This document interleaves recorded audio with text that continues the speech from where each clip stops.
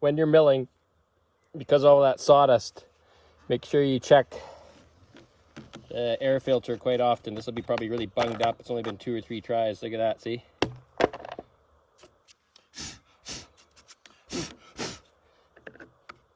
Look at that.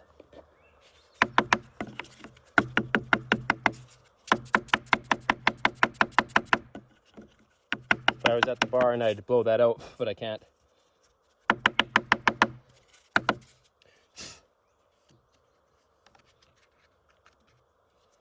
But every little bit helps.